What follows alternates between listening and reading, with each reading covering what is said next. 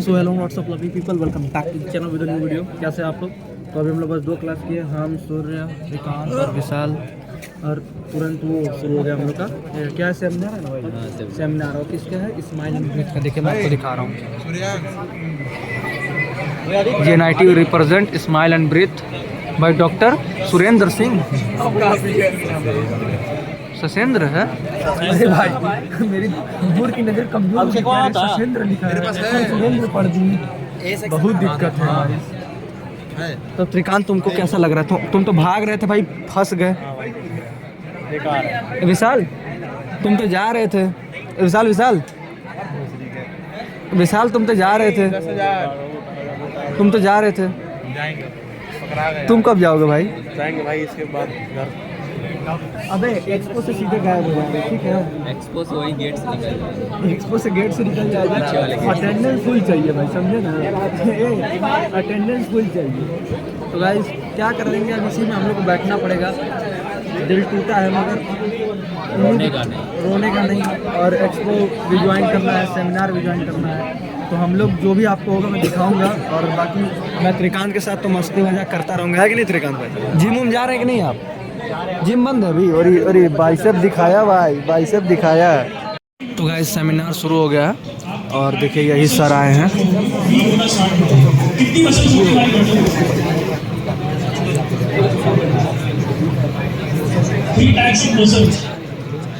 Number 1 bone muscles जो bone के साथ कनेक्टेड है, ये स्ट्रेंथनिंग देती है, हमारी बोन स्ट्रॉन्ग बनाती है। नंबर 2 आपकी कार्डियक मसल्स।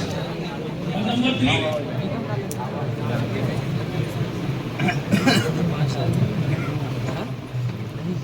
अगर आप बोल करेंगे ना तो ये कहने की समझ नहीं आएगा, तो मैं बोलना ही बोलूंगा। मैं आपको बताऊंगा। नंबर 3 होती है आपकी स्मूथन मसल्स। स्मूथन मसल्स क्या होती है? आप कैसे? और गाइस हम लोग ऐसे ही बैठ के सुन रहे हैं सर का लेक्चर। इस सेमिनार ख़त्म। अब ऑनर किया जा रहा है हमारे गेस्ट को। HOD सर हैं, प्रिंसिपल मैम हैं।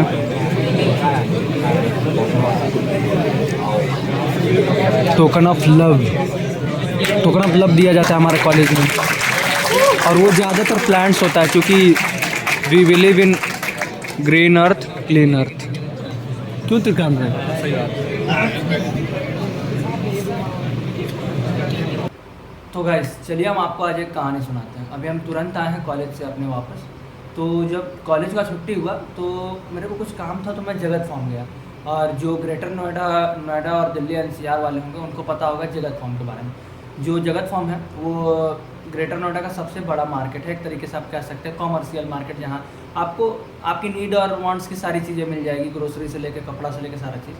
तो मैं गया था, तो मैं जब वहाँ से वापस निकल रहा था तो मैं देखा कि लोग जो स्ट्रीट वेंडर होते हैं, जैसे जो स्टॉल लगाते हैं अपना सड़क पे, फुटपाथ पे, वो अपना चीज़ें समेट के अंदर आ रहे थे, मतलब जा रहे थे। तो मुझे लगा कि भाई कुछ हुआ होगा, कोई आया होगा, पुलिस मना कर रहा होगा कि क्यों लगाए हो। तो मैंने ये सोचा, फिर मैं थोड़ा सा रुका भी था पर मैं आगे चल गया। बट वहाँ पर पुलिस की टीम नहीं थी, वहाँ पर टीम थी शायद जो भी ये स्टॉल हटवाने वाला काम करते हैं। तो उन लोग एक बहुत बड़ा ट्रक लेके आए थे और एक JCB लेके आए थे। तो किसी एक कार्ट वाले का कार्ट पहले उन्होंने डाल रहा था, तब तक मैं पहुंच ही रहा था वहाँ। तो दूसरा कार्ट था एक शायद चाट वाट बेचने वाला का, इंसान का। तो आप पहले ये क्लिप देखो, जो मैं आपको क्लिप दिखा रहा हूँ।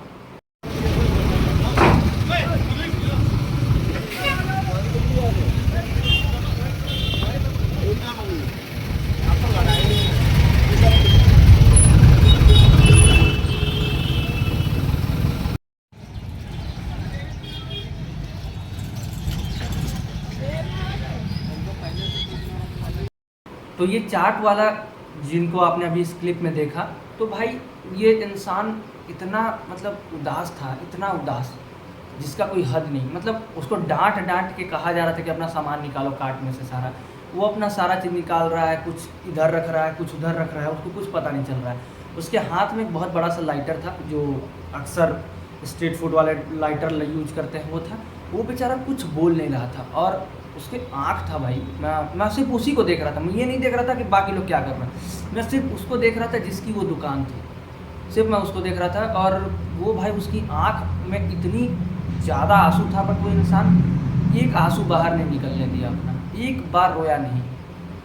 उसको इतना बुरा लग रहा था, उसको कुछ समझ में नहीं आ रहा था। जहाँ तक बिकॉज मैं लड़का हूँ भाई, मुझे पता है कि लड़कों की क्या फीलिंग होती है, तो वो कितने खुद को नहीं इमोशन अपना शो कर पाते हैं भाई, नहीं दिखा पाते हैं। तो वो बहुत कोशिश किया भाई, वो चुपचाप खड़ा था, देख रहा था भाई।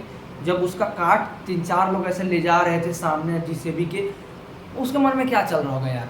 यही चल रहा होगा ना कि काश बच जाता, आज भर मौका मिल जाता, फिर मैं नहीं लगाता, चाहे जो भी होता। क्योंकि भाई एक दुकानदार के लिए, जो स्ट्रीट वाले होते हैं, जो सड़क पे दुकान लगाते हैं, उसके लिए उनका ठेला, उनका काट ही उनका सब कुछ होता है। एक मान लो कि चलो कि उनका एक घर होता है, एक छत होता है। अब किसी इंसान के ऊपर से उसका छत ही ले लोगे तो उसके पास क्या ही बच जाएगा? वो बहुत मायूस था भाई, बहुत मायूस। गॉड प्रॉमिस बता रहा हूँ भाई कि उसको देख के मेरे आंखों में आंसू आ गया कि बेचारा एक इंसान क्या क्या नहीं करता है अपने घर चलाने के लिए, सबको मैनेज करने के लिए, फैमिली मैनेज करने के लिए। वो फिर यही सोच रहा होगा कि भाई मैं अब क्या करूँगा। उसकी सारी आइटम्स रेडी थी, क्योंकि शाम होने का समय है भाई। नॉलेज पार्क 2, नॉलेज पार्क 3, इधर अल्फ़ा 2 अल्फ़ा, सारे लोग जाते हैं, खाना पीना सब, वो बहुत अच्छी जगह है। तो सब अपना स्टॉल रेडी कर रहा था, बट एक बैग एक झटका हुआ, सब खत्म हो गया उसका। कुछ सिलेंडर विलेंडर इधर फेंका है, कुछ सामान उधर फेंका है, और वो बस देख रहा है, मायूस होकर देख रहा है। लोग कह भी रहे हैं कि तुम्हें हटा लेना चाहिए था, तुमको पता नहीं था। भाई वो किसी का जवाब नहीं दे रहा है, किसी भी इंसान का जवाब नहीं दे रहा है। क्या करे बेचारा, वो कुछ बोल नहीं पाया, कुछ कर नहीं पाया। आखिर तो उसकी काट चली गई, आखिर तो उसकी दुकान चली गई। अब वो किसी को जवाब देके या सफाई देके क्या करता? तो भाई वो उतना मायूस था कि जिसका कोई हद नहीं। मुझे इतना बुरा लगा भाई, इतना बुरा लगा। मतलब इंसान के अंदर इंसानियत बची ही नहीं है, थोड़ी सी भी इंसानियत नहीं बची है। मतलब एक बार आपको सोचना चाहिए कि आपका, अगर भगवान आपको एक जन्म दिए हैं तो आपको इंसान में जन्म दिए हैं, तो आपको एक इंसान के दुख दर्द समझना चाहिए। अगर एक इंसान के दुख दर्द नहीं समझ रहे हो तो आप जानवर या पेड़ हो। फिर जब आप एक इंसान के दुख समझ नहीं पा रहे हो, या उसकी दुख से आप रिलेट नहीं कर पा रहे हो कि हाँ उसको कितनी प्रॉब्लम होगी, उसके लाइफ में पहले से कितने डिफ़िकल्टीज चल रही होंगी, कितनी तकलीफ़ होगी, वो कैसे कैसे मैनेज कर रहा होगा, तुम उसके लिए एक और तकलीफ बन गए। अगर उन 4-5 लोगों को जो भी नुकसान हुआ, बाकी लोग तो भाई अपना समेट उमेट के अपना रख लिए, वो तो बच गए, पर वो जो 3-4 लोगों को आप क्षति पहुँचाए, नुकसान पहुँचाए, उनको सोचो भाई। वो घर परिवार चलाने वाले छोटे मोटे दुकानदार, तो एक बार यार लोगों को वार्निंग दो। मैं नहीं बोल रहा हूँ आप भी गवर्नमेंट से सब कुछ, भाई आपके भी ऊपर से प्रेशर है कि आप ये करवाओ वो करवाओ, सब चीज़ सही से मैनेज करो, बट उनके बारे में भी तो सोचो। वो कहाँ जाएंगे? वो तो चोरी नहीं कर रहे ना, किसी का जेब कतरा कर रहे, कुछ नहीं कर रहे भाई, आराम से अपना लाइफ जी रहे हैं। बल्कि उनको तो आपको एक तरीके से अप्रिसिएट करना चाहिए कि वो मेहनत कर रहे हैं भाई। उनके लाइफ में आप थोड़ा सा अगर अच्छा नहीं कर सकते तो प्लीज़ बुरा मत करो। उतने लोग खड़ा होकर देख रहे थे भाई, किसी ने एक बार ये नहीं बोला कि भैया छोड़ दीजिए, जाने दीजिए, उन्हें दीजिए। वैसे तो भाई गवर्नमेंट और पुलिस के आगे किसकी चली है, लेकिन किसी ने कुछ नहीं बोला। भाई मैं बच्चा में क्या ही कर देता भाई, क्या ही मैं अकेले बोल लेता, पर फिर भी मैं गया, सांत्वना दिया कि भैया कोई बात नहीं, होता है भैया। वो इंसान नहीं रोया भाई, उसका आँख में आंसू था लेकिन वो नहीं रोया। तो मैं यही बोलूँगा कि जहाँ बेसहारा लाचार लोग आपको दिखे, मदद करिए, थोड़ा सा देखिए। आपकी छोटी सी एफर्ट से ना कोई किसी का दिन बन सकता है भाई। किसी के चेहरे पे बहुत अच्छी स्माइल आ सकती है, खुशी आ सकती है। तो आप ये कोशिश करिए कि आप किसी के लाइफ में ना अच्छा बने, मतलब उसकी वजह से आपकी वजह से उसका दिन बने। ये नहीं कि आपकी वजह से उसका दिन या उसका सप्ताह या उसका मंथ खराब हो जाए। क्योंकि कभी कभी इंसान की एक हरकत दूसरे इंसान की कितने दिन तक एफर्ट करता है ना, इफेक्ट डालता है उसके लाइफ पे, कोई नहीं जानता। ये चीज़ देख के मुझे भी बहुत बुरा लगा, अंदर से भी मुझे बहुत बुरा लग रहा है, सच्ची बहुत बुरा, कि हाँ यार उसके साथ ऐसा हुआ। लेकिन मैं भी क्या ही कर सकता था भाई। मैं चुपचाप खड़ा होकर आधा घंटा तक देखा, मैं कुछ नहीं किया। वो इंसान आखिर में वैसे ही ज़मीन में बैठा, फिर ना पता किसको उसको कॉल किया, फिर मेरे से नहीं देखा गया तो मैं वहाँ से चल दिया। तो यही था।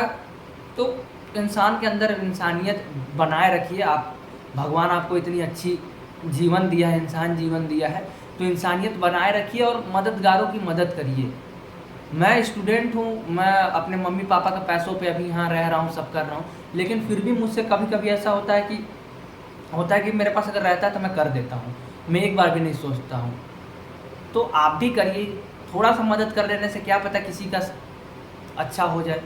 तो यही कहानी था गाइस जो मैं आपको साथ शेयर करना चाहा, क्योंकि ये चीज़ बहुत देखने को मिलता है। आप दिल्ली एनसीआर जितने बड़े बड़े शहरों में है ये सब चीज़ें बहुत देखने को मिलती है, बहुत देखने को मिलती है। तो मेरे हाथ जोड़ के आपसे यही रिक्वेस्ट है, निवेदन है कि अगर आपको ऐसा कुछ दिखे तो आप प्लीज़ थोड़ा सा मदद करिए। वो चाहे गरीब का बच्चा दिखे, हाँ लोग जान रहे हैं कि उन लोग भी थोड़े से गिरे हुए काम करते हैं, बच्चों उच्चों सबको लगा देते हैं, पर उनकी भी मजबूरी रहती है भाई। पेट के लिए लोग कुछ भी करता है और अपने घर वालों के लिए लोग कुछ भी करता है। तो उन लोग का सपोर्ट करिए, मदद करिए। अब फ़िलहाल मैं तो अब चला भाई, थोड़ा आराम करूँगा, फ्रेश व्रेश होऊंगा, कपड़ा वपड़ा खोलूँगा, क्योंकि स्कूल ड्रेस में ही आके फटाफट मैंने ये आपको कहानी सुनाई, तो यही था। तो प्लीज़ आप थोड़ा सा लोगों की हेल्प करिए, इंसान के अंदर इंसानियत हमेशा बनाए रखिए। आप इंसान के यहाँ जन्म लिए हैं, भगवान रब आपको बहुत अच्छी शरीर वरीर सब चीज़ दिया, हर तरीके से स्वच्छ रखा है। तो आप किसी का मदद करिए, मदद करने में पीछे मत हटिए।